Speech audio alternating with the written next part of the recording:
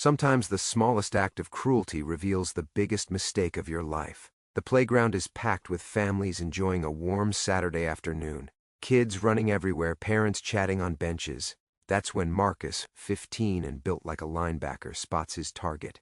A quiet 8-year-old boy sitting alone by the swings reading a book.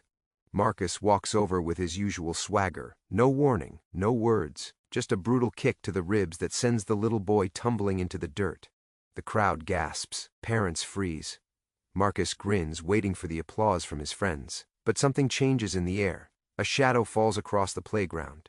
From the back of the crowd, a man starts walking forward, slow, deliberate steps. He's not running, not shouting, just moving with the kind of calm that makes everyone else go silent. The bully doesn't look up yet. He's still laughing, still enjoying his moment of power. What happens when he finally sees who's coming? The little boy's book lies torn in the dirt, pages scattered. The cover reads "Champions, Never Quit," with a picture of Muhammad Ali on the front.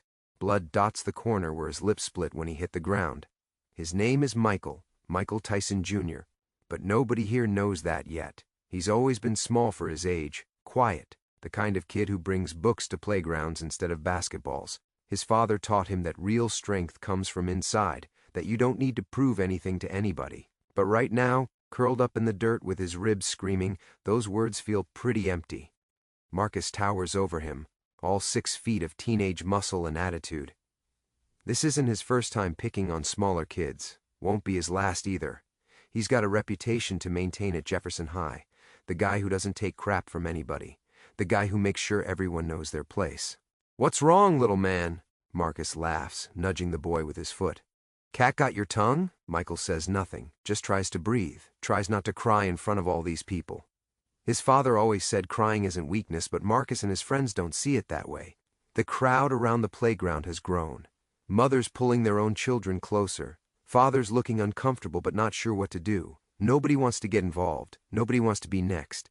But that man walking toward them, he's different. He moves like water, smooth, purposeful. No rush, but every step counts. He's wearing a simple black t-shirt and jeans. Nothing fancy, nothing that screams, "Look at me." But people are looking anyway.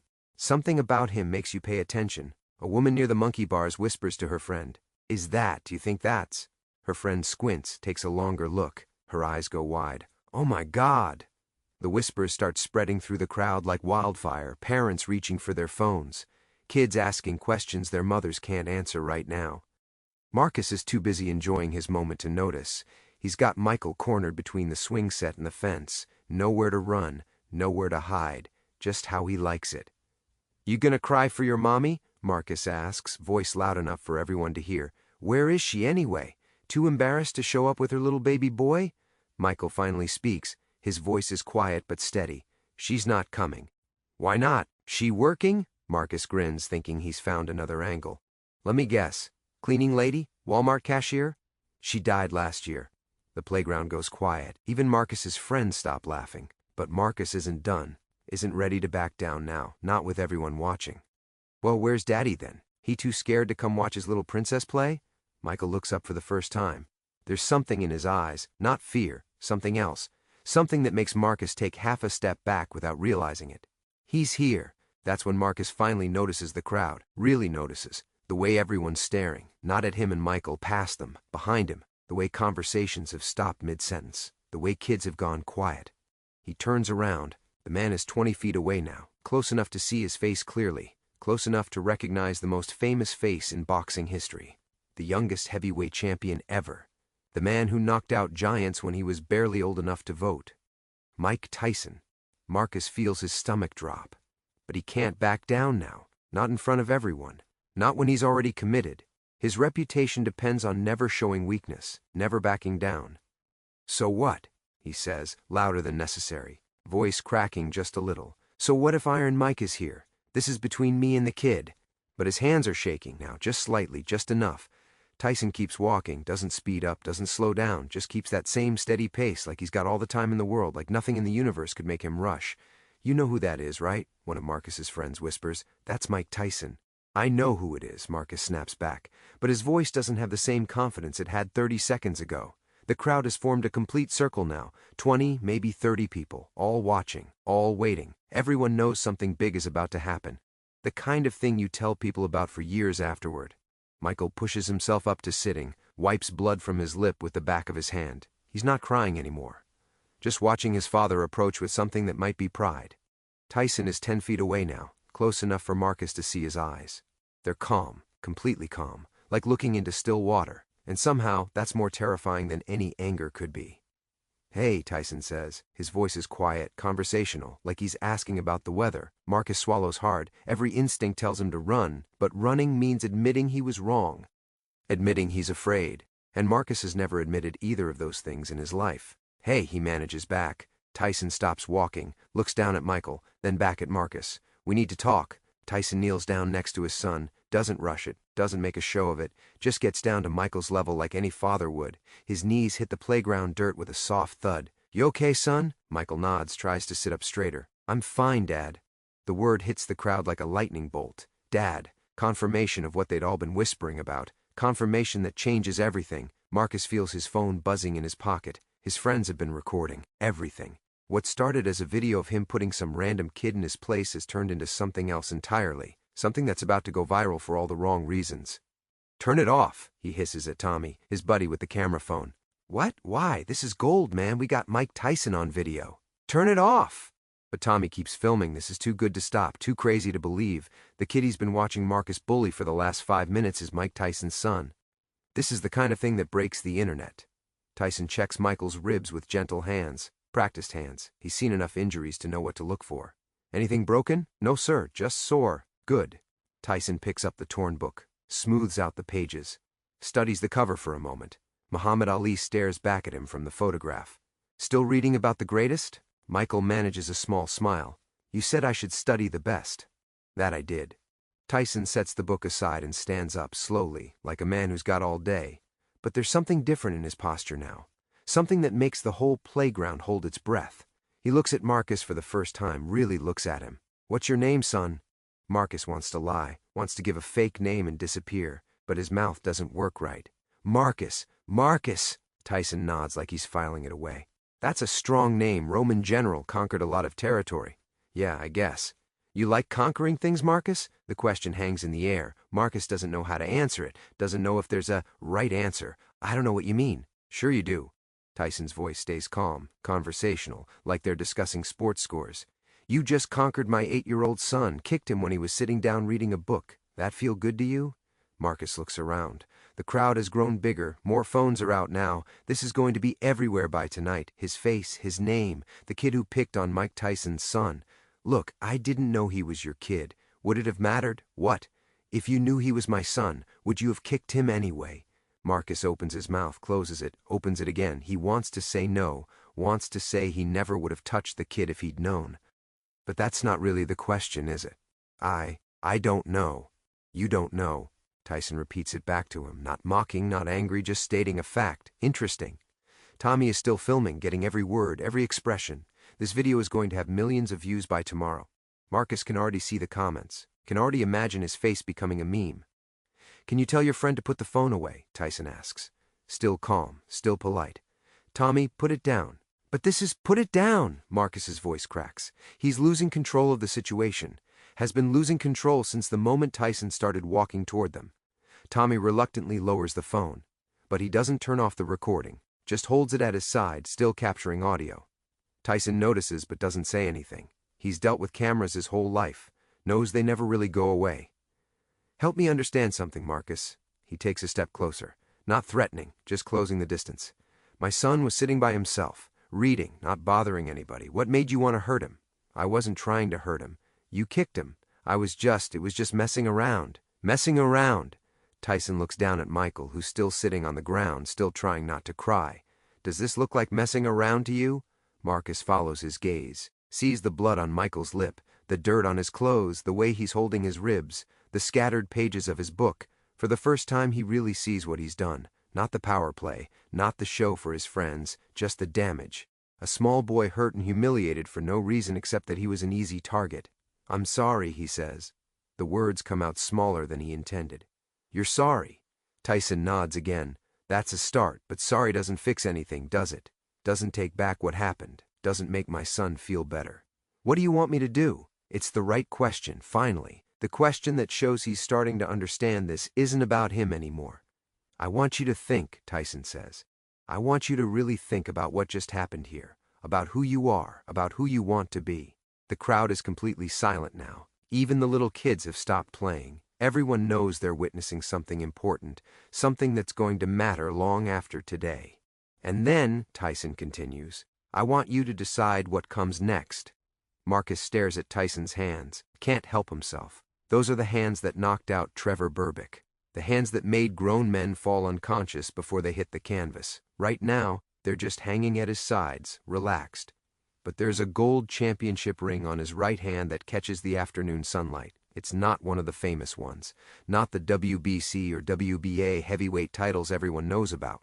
This one's smaller, older, looks like it's from when he was an amateur. But it's still there. Still a reminder of what those hands can do. You see this? Tyson notices him looking, holds up his right hand so Marcus can see the ring clearly. Know what this is? Championship ring? Junior Olympics, heavyweight division, won it when I was 17. Tyson turns his hand, letting the light catch the gold. Youngest ever at the time. Thought I was tough stuff, thought the world owed me something. Marcus doesn't know where this is going. Doesn't know if he should run or stay or apologize again. You know what happened next. You became champion? I became a bully. Tyson's words hit like a slap. Just like you. Thought my fist gave me the right to hurt people. Thought being strong meant I could take whatever I wanted. The crowd leans in. This isn't what they expected. They came for a confrontation. Came to see the famous boxer put a teenager in his place. Instead, they're getting a confession. Spent years hurting people who couldn't hurt me back. Picking fights I knew I'd win. Know what that made me? Marcus shakes his head. Weak. Tyson lets that word hang in the air. The weakest kind of person there is. Someone who uses strength to hurt the helpless. Marcus's friends are backing away now. Slowly, quietly. This isn't fun anymore. This isn't the kind of thing they want to be associated with. Tommy slips his phone into his pocket, finally stopping the recording. But I'm not like that, Marcus says. His voice sounds hollow even to himself. No? Tyson looks around the playground. Then explain this to me. Explain how a 15-year-old who's 6 feet tall and probably weighs 180 decides to kick an 8-year-old reading a book. It wasn't like that. What was it like then? Marcus opens his mouth, closes it. He's been bullying kids for 3 years now, started in middle school when he hit his growth spurt, but he's never had to explain why before, never had to put it into words. I don't know. You don't know. Tyson nods. Same thing I used to say. You don't know why you hurt people. You just do it because you can. A woman in the crowd speaks up. Excuse me, Mr. Tyson, should we call the police? Tyson looks at her, then at Marcus. That depend on Marcus here. What do you think, son? Should we call the police? Marcus feels his stomach drop. He's 17 in 2 months, old enough to be charged as an adult in some cases, old enough for this to follow him for the rest of his life. Please don't. Please don't what? Please don't call the police. Why not? You assaulted my son in front of 30 witnesses with video evidence. Marcus looks around frantically. The faces staring back at him aren't friendly anymore, aren't impressed by his size or his attitude. They're looking at him like what he is, a bully who hurt a little kid. Because I'm sorry. You said that already. I mean it this time. Do you? Tyson steps closer, close enough that Marcus can see his eyes clearly. They're not angry, not threatening, just tired. Like a man who's seen this story too many times before. Or are you just sorry you got caught? That hits home. Marcus wants to deny it, but the words won't come, because Tyson's right. If that had been any other kid, any other parent, Marcus would have walked away laughing. I asked you a question, Marcus. I heard you, then answer it. Marcus looks down at Michael, who's still sitting on the ground but listening to every word. There's something in the kid's eyes, not fear anymore, something else, something that makes Marcus feel smaller than he's ever felt in his life. Both, he finally says. I'm sorry I hurt him, and I'm sorry I got caught. Now we're getting somewhere. Tyson's voice actually sounds pleased. Honesty, that's the first step. First step to what? To becoming the kind of man you were meant to be instead of the kind you've been choosing to be. Marcus doesn't understand. What do you mean? You think I was born knowing how to fight? You think I was born tough? Tyson shakes his head. I was scared, weak, got picked on every day until I was 13 years old. That can't be right. Mike Tyson was never weak, never scared. You're lying. Am I? Tyson's voice stays calm. You think champions are born that way? You think we come into this world knowing how to be strong? Marcus has never thought about it before, never considered that strength might be something you learn instead of something you're given. So what happened? I met a man who taught me the difference between being tough and being a bully, between protecting people and hurting them. Tyson looks around the playground, at the crowd, at Michael, at Marcus. Question is, he says, do you want to learn that difference, or do you want to keep being what you are right now for the rest of your life? Marcus feels something crack inside his chest, some wall he's been building for years, some lie he's been telling himself about who he is and why he does what he does. I don't want to be this anymore. The words come out as a whisper, but in the silence of the playground, everyone hears them.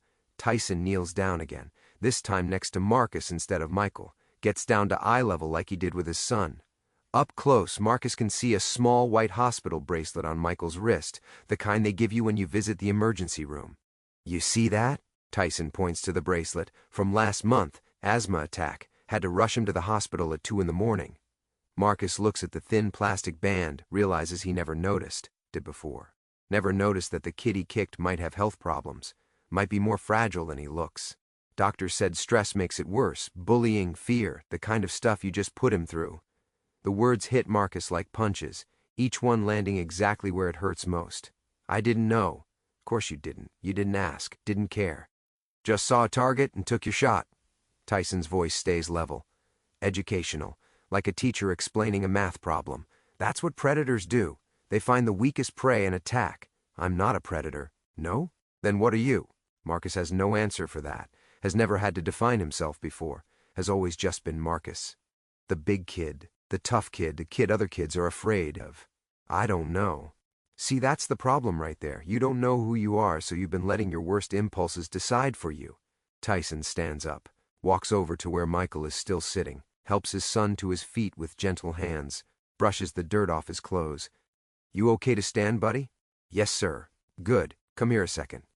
Michael walks over, still favoring his left side where Marcus kicked him but trying not to show it, trying to be tough like his dad taught him. Marcus, Tyson says, I want you to really look at my son, not the way you looked at him before when you saw him as a target. I want you to see him as a person. Marcus looks, really looks this time. Sees a small boy with his father's eyes but his mother's gentle face. Sees intelligence there, kindness, the kind of kid who probably helps other kids with their homework, who probably shares his lunch with anyone who asks. What do you see? A kid. What else? Marcus struggles with the words. A good kid. Why is he good? Because he doesn't hurt people. Right. And what does that make you? The question hangs in the air like smoke, heavy and impossible to ignore. Bad. Not bad, Tyson corrects. Lost, there's a difference. He puts his hand on Michael's shoulder. The gesture is protective but not possessive, loving but not smothering. Michael, I want you to tell Marcus something. What should I tell him? Tell him about your mom. Michael looks up at Marcus. There's no hate in his eyes, no anger, just sadness that makes Marcus want to disappear. She died of cancer last year. She was really sick for a long time. Dad says that's why I get scared sometimes, why my asthma gets bad when people are mean to me. The words cut through Marcus like glass. He thinks about his own mother at home, probably making dinner right now, probably worrying about where he is and who he's with. He's never lost anyone, never had to watch someone he loves get sick and die. I'm sorry, he says to Michael, and this time he means it, really means it. It's okay, Michael says.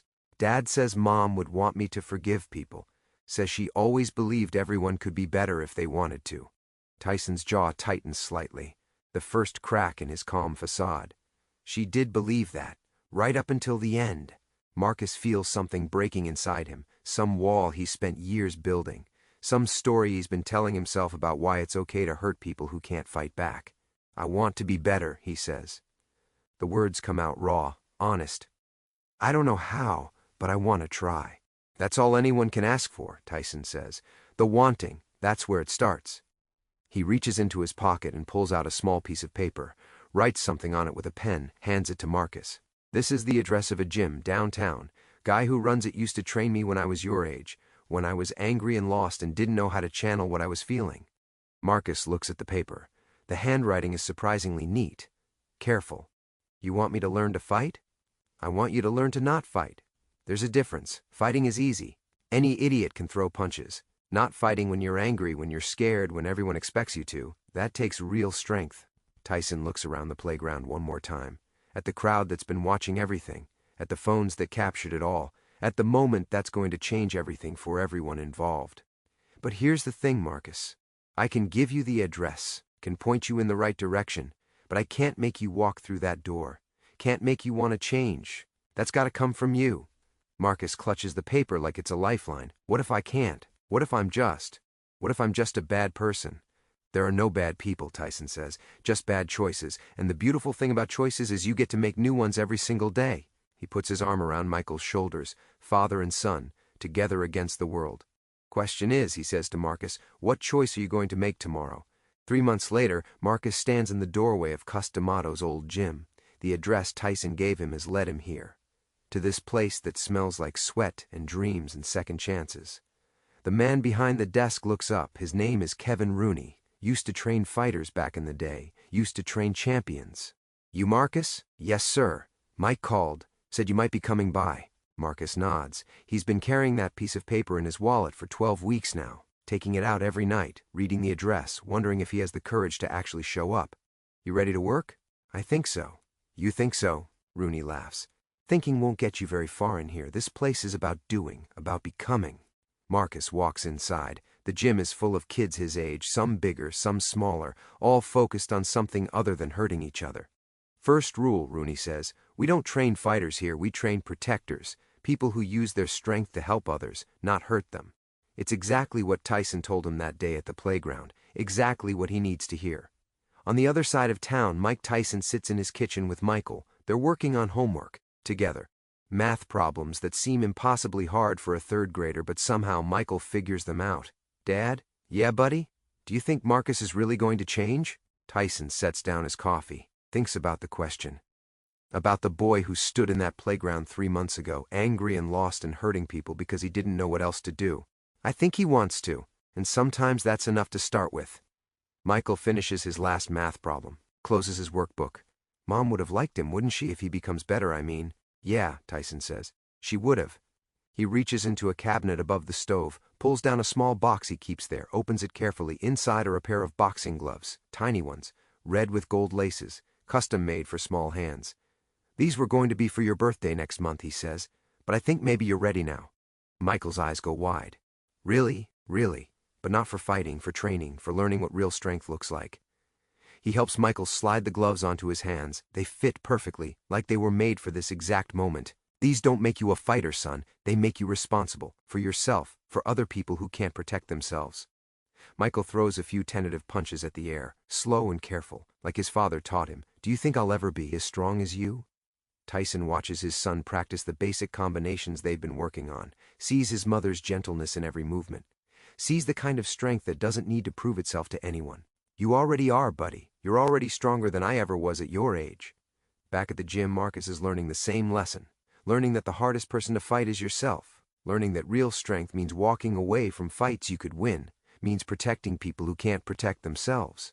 His phone buzzes, a text message from an unknown number. Hey, it's Michael. Dad gave me your number. Hope that's okay.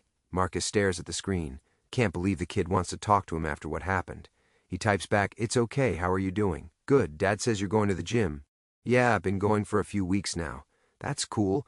Maybe we could meet up sometime, as friends. Marcus feels something warm in his chest, something he hasn't felt in years, the possibility of friendship with someone he doesn't have power over, someone who sees him as something other than a threat. I'd like that, he types back. 6 months later, they're sitting together at the same playground where it all started. Michael is reading a new book, a biography of Muhammad Ali. The pages aren't torn anymore, the cover isn't bloody. Marcus has grown 3 more inches but somehow seems smaller, quieter, more careful with his words and his movements. You ever wonder what would have happened if I hadn't kicked you that day, he asks. Michael looks up from his book. You mean if you just kept walking? Yeah, you'd still be the same person you were before. And I'd still be the same person I was before, and nothing would have changed. You think it's better this way? Michael considers the question. Looks around the playground where other kids are playing, safe kids, kids who don't have to worry about bullies because Marcus has made it his job to make sure they don't have to. My mom used to say that sometimes the worst things that happen to us turn into the best things, if we let them. Marcus nods. Understands now what Tyson meant about choices, about making new ones every day. She sounds like she was pretty smart. She was. Dad says I'm like her, that I see the good in people even when they can't see it themselves. Is that what you saw in me? Good? No, Michael says honestly. I saw hurt. People who hurt other people are usually hurt themselves. Mom taught me that. The sun is setting behind the playground equipment, casting long shadows across the same dirt where everything changed months ago. Marcus stands up, brushes off his jeans. I should get going. Got training tonight. Training for what? To be better tomorrow than I was today. It's something Kevin taught him. Something he repeats to himself every morning when he wakes up, every night before he goes to sleep. Michael smiles. See you tomorrow, Marcus. See you tomorrow, Michael. And as he walks away, Marcus knows that tomorrow will be different. Not because he has to be better, but because he wants to be. Because that's what real strength looks like.